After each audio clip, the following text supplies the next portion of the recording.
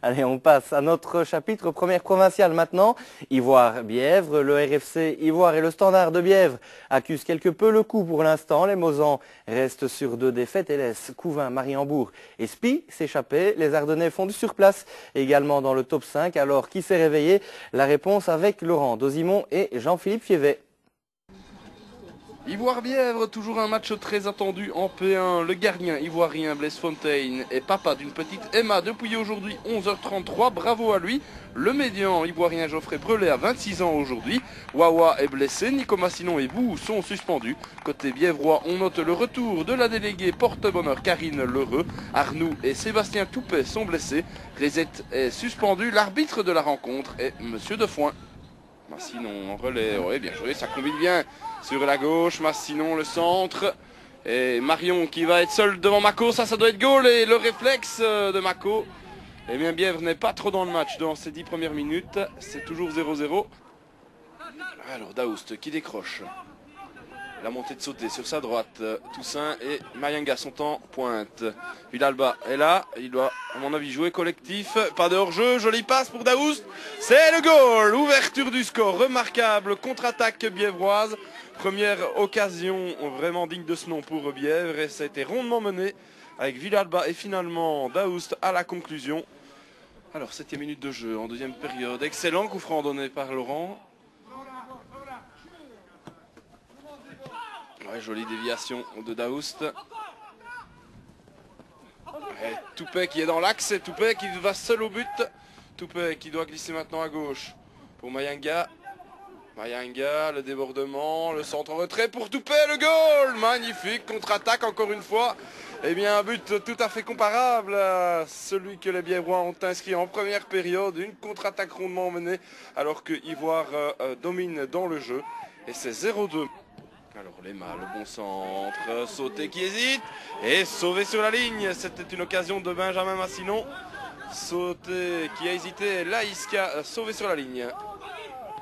Ouais, pas de hors-jeu, jamais hors-jeu là. Mayanga, on passe du 2-1 peut-être au 0-3. Mayanga, il se déporte.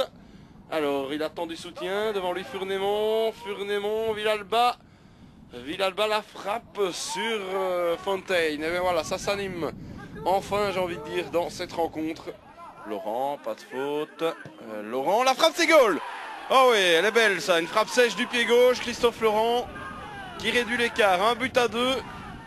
C'est mérité, on peut le dire sur l'ensemble du match. Lema dans l'axe avec Houillard, la frappe de Houillard. Et qu'est-ce que ça dit, c'est goal. 2 buts partout, première touche de balle de Jonathan Houillard. Du pied gauche, tir croisé, et bien voilà, ce match s'envole maintenant, 2 partout. Lema vers Colin, Mako qui hésite, sauvé par Ley sur la ligne, encore une grosse occasion pour Ivoire. Ouais, on dévie, et c'est parti, Bekkevoort seul face à Mako, et c'est le goal.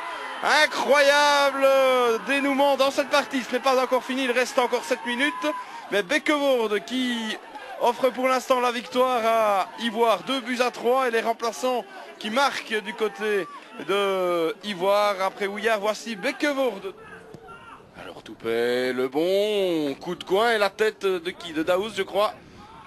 Lema pour Flamme, perd de balle dans l'axe et Flamme va-t-il en profiter? Flamme sur son pied gauche et c'est goal. 4-2, Bertrand Flamme, encore un réserviste qui trouve l'ouverture. Et bien tous les réservistes ont marqué. Van Damme qui écarte sur la droite pour le long. Et c'est goal, oui, long centre de l'Aïs pour Alba Mayanga. Et bien c'est pas terminé, 4-3. Et voilà Stéphane Toupet, le capitaine bièvrois qui reçoit 2 cartes jaunes, il est exclu. Le match va être terminé. Coup de sifflet final de Monsieur Defoin qui met un terme à ce match un petit peu foufou. Victoire 4-3 pour Ivoire alors que Bièvre menait 0-2, on le rappelle. Tout le monde est content, c'est la première fois qu'on a montré qu'on avait du caractère cette année-ci. Et être mené 0-2, je pense qu'Alba peut faire 0-3. Je crois que le match aurait été plié, enfin c'est passé. Et aujourd'hui, David ne voulait rien dire, il les a engueulés à la sauce David Mock. On pensait qu'il n'y avait pas de réaction. Et ils ont montré de la plus belle des manières que finalement ils avaient du mental. Au niveau du jeu, on ne joue plus comme auparavant et je crois que on doit retrouver ce football-là qu'on avait au début de saison. Mais avant tout, c'est sûr que c'est une question de mentalité où on baisse ses bras et c'est la différence aujourd'hui. Et bon, si on ne réagit pas, on fonce droit dans le mur et on peut dire adieu au tour final, quoi.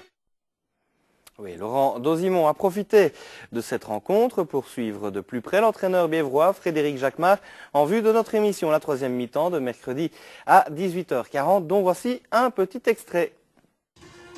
Je peux dire toutes les conneries que je veux aujourd'hui.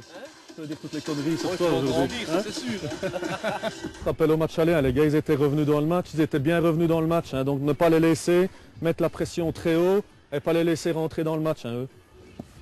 Ils seront certainement archi motivés, ça fait partie du jeu. Si j'aime faire ça, c'est pour vivre des matchs comme aujourd'hui. À nous de pouvoir en sortir gagnant et pouvoir regarder tout le monde dans les yeux après le match et pas écouter chanter dans le vestiaire voisin. J'aimerais bien qu'aujourd'hui on entende chanter dans le vestiaire de Bièvre